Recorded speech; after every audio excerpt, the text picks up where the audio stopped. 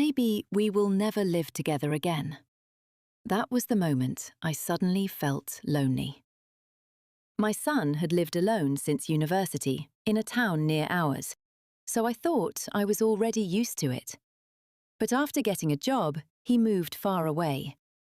I miss the days when I sometimes cooked side dishes and sent them to my son by cool delivery service. I think he probably won't need them anymore. I feel lonely when I think about that. My name is Mari. I am 50 years old. I live in Osaka with my husband. I run a very small private school from my home. Just one room.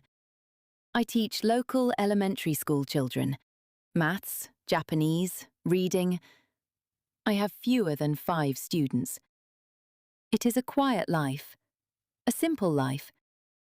But until very recently, it was a life that always had my son in it. And then, one spring, everything changed. My son's name is Kenta. He is 22 years old. 4 years ago, he left home to study at a university in Kyoto. Kyoto is not far from Osaka, about less than 2 hours by local train. With good transport access, an hour and a half doesn't really feel far. I could visit anytime. And I did. Sometimes I visited him. Sometimes he came home. And sometimes I sent food. Last year, my mother passed away. I still feel that loss. Every day. After she died, I started taking meals to my father. His name is Hideo. He lives alone, close to our house. He has type 1 diabetes. So every day, I cooked. I put the food into containers. I drove to my father's house. That was my daily life. Then, this spring, Kenta called me. "Mum, I got a job." "Oh, where?" I asked. "A big company. The head office is in Yokohama." "I have to move into the company dormitory," he said. "When?" I asked. "Next spring," he said. I congratulated him. Of course I did. I said, "That's wonderful, Kenta. I'm so proud of you." And I meant it. But after I hung up the phone, I sat down at the kitchen table, and I was very, very quiet. In spring, my husband and I drove to Kyoto. We were going to help Kenta pack up his flat. He had lived there for 4 years. I knocked on the door. He opened it. I walked inside. I stopped. I looked around the room. Nothing was packed. The bookshelves were still full. The clothes were still in the wardrobe. The dishes were still in the kitchen cupboard. Empty, flat boxes were leaning against the wall. He hadn't even started. "Have you arranged a moving company yet?" I said. "Not yet," he said. "What? Then hurry up and book one today. It's the moving season, so if you don't reserve early, you won't be able to move on the day you want," I said. "Right, I know. I'll make the reservation now," he said. "Good. Do that," I said. "Let's get the packing done quickly today," my husband said. "Okay," I said. "Let's start with the books." My husband picked up a flat box from the wall. He folded it into shape. I pulled out a long piece of tape. I sealed the bottom. We worked all day. I kept thinking, how is this person going to live alone in Yokohama? He thinks everything will just be okay. But I didn't say that. I just kept folding boxes and taping them shut.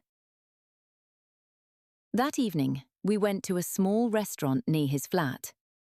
He ordered his favorite, karaage, fried chicken. He ate happily, quickly. I tried to remember what I ordered. I don't think I tasted anything. Are you excited? My husband asked. Yes, Kenta said. But I'm nervous too. That's normal, don't worry, my husband said. I smiled, but something inside my chest hurt a little. Late at night, my husband and I drove back to our home in Osaka. 1 week later, my husband went to Kyoto again. My husband and Kenta gave all Kenta's things to the moving company. After the inspection, they returned the room key and came back home. When we rented this flat, Kenta was still a student, so my husband was the one who signed the contract. Kenta stayed one night. After saying hello to grandfather, Kenta took the Shinkansen to Yokohama. I stood in the kitchen. My husband said, "Would you like some coffee?" "Yes, please," I said. He went to make it. When I was alone, tears quietly fell. I didn't even feel sad. Not exactly. It was something else.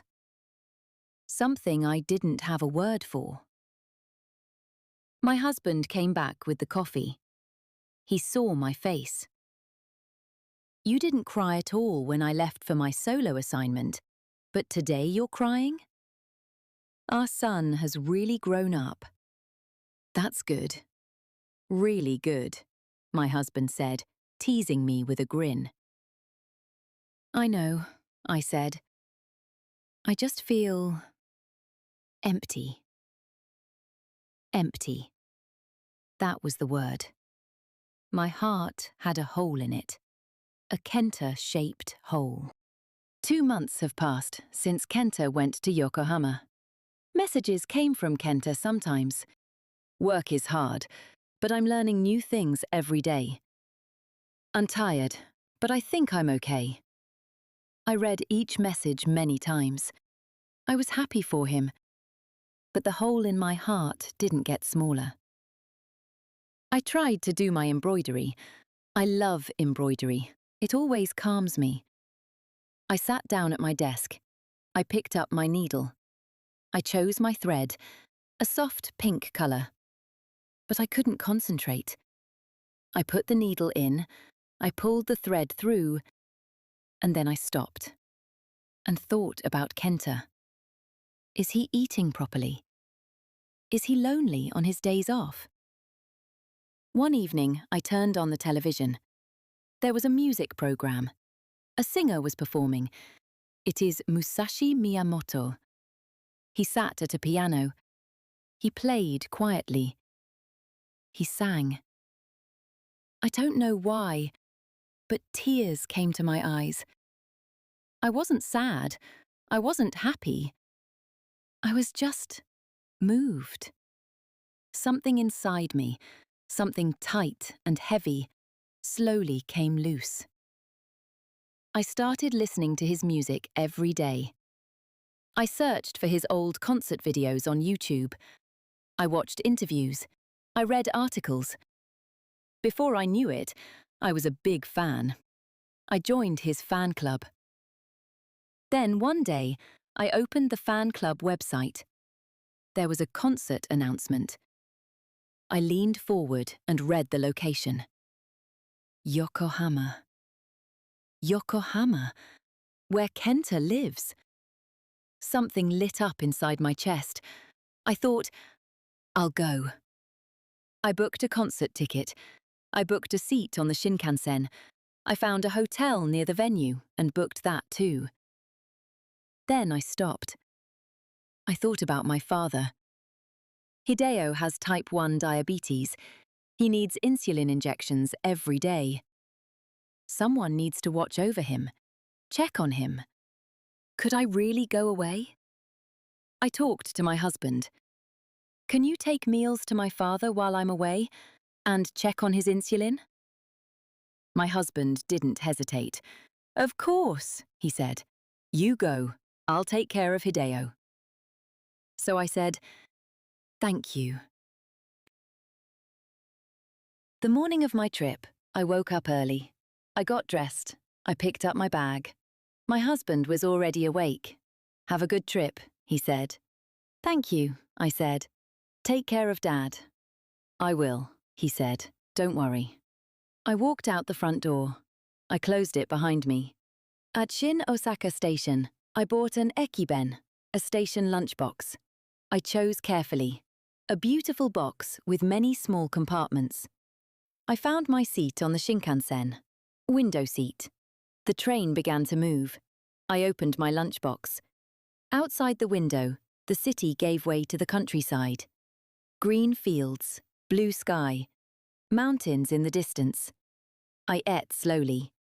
I looked out the window, and I thought, this is already wonderful.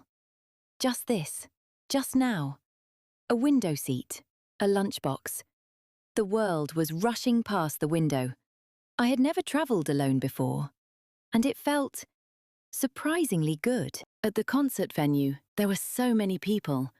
Everyone was there for the same reason, the same music, the same voice. I found my seat. The woman sitting next to me smiled. Is this your first time? She asked. Yes, I said. I'm so excited. Let's enjoy it together. The lights went down. Musashi Miyamoto walked onto the stage. He sat down. He began to play. The first note rang out across the hall, and the tears came. I didn't try to stop them. I just let them fall. I'm not sure what I was crying for. For Kenta, maybe. For my mother, perhaps. For all the things that change when you are not looking. Or maybe I was crying because something in that music said, you are okay. You are still here. And there is still so much ahead. The next morning, I messaged Kenta. I'm in Yokohama. Can we have lunch? His reply came quickly. Wait, you came to Yokohama alone? Yes, where do you want to go? We met at a small cafe near Kenta's office. I could see the sea from the window. Kenta looked well. His face looked a little older, a little more serious, but his smile was the same. Mum, I can't believe you came by yourself, he said. I can't believe it either, I said. We both laughed. We ate sandwiches. We drank coffee. We talked, really talked, for the first time in a long time. He told me about his job, about his colleagues, about the small things that surprised him about living in Yokohama.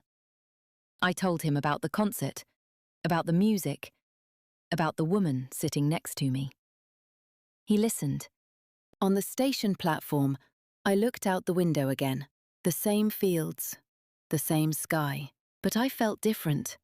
The hole in my heart, the Kenta-shaped hole. It was still there, but it was smaller now.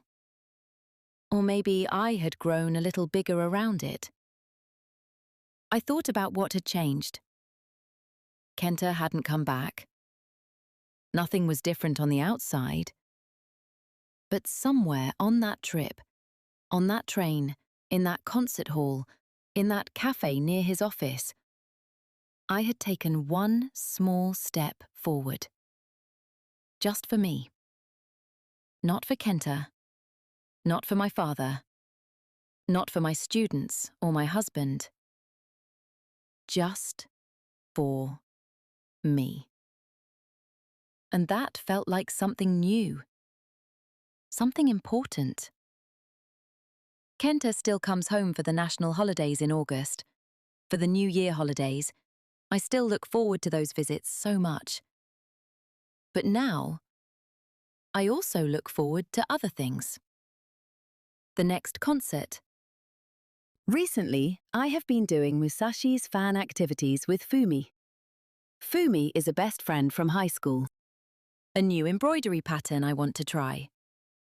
A trip I am already thinking about, somewhere I have never been. My life didn't stop when Kenta left. It just became different. And different, I am learning, is not always worse. Sometimes different is the beginning of something you didn't know you were waiting for. Before you go, I want to ask you one question. Do you have a favourite fandom or a hobby? Let me know in the comments below. I'd love to know. If you enjoyed today's story, please give it a like and subscribe to the channel. Thank you for watching through to the end. New stories come out every week on this channel. We look forward to seeing you in the next one. Take care and bye-bye.